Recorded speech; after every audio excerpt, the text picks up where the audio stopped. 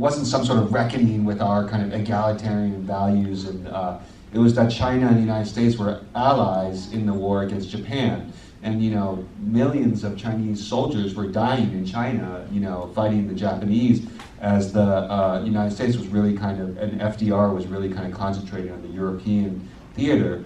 And it was just really not a good look. And so there was a kind of a push to repeal Chinese exclusion, and so it was formally lifted. But only 105 Chinese were, back then there was this kind of quota system that governed how many people from each country could enter. And so they allocated 105 slots to Chinese. And so it was really just kind of like this nominal thing. Chinese exclusion really wasn't, Chinese were not sort of put on equal footing with other immigrant groups until 1965, which is the Immigration and Nationality Act of 1965, which abolished the kind of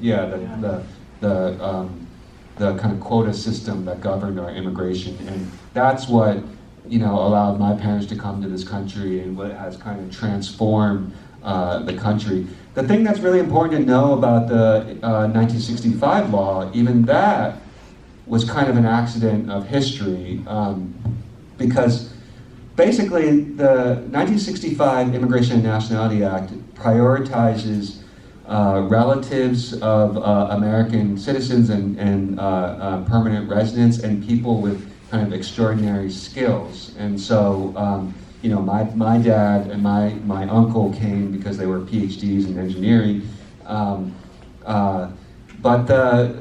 But when the people were writing this law, they basically thought that the demographics, the racial composition of the country wasn't going to change dramatically, because they were kind of like, oh, it was basically kind of a math mistake. Like they were basically like, oh, okay, we have this number of groups, they're all going to bring relatives or whatever, and the country will roughly stay the same. And so when Lyndon Johnson signed the law on Liberty Island, he said, this is not a revolutionary law.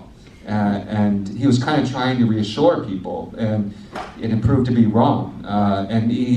What they had underestimated was really the power of, call it chain migration, like kind of the family reunification is just an incredibly powerful force in immigration law. And that's what set in motion the demographic change that is happening today. And the fact that it was a little bit of an accident of history kind of helps to explain why immigration remains such a flashpoint in our country. Yeah. So, we just went through a very quick summary of the book. So for those who haven't bought the book, please buy the book. Michael will sign it, or has signed it. Yeah, there are signed copies over there. Encourage you to buy many copies for Christmas. Yeah. So let's just talk about how you wrote this book, because you talked about how difficult it was for you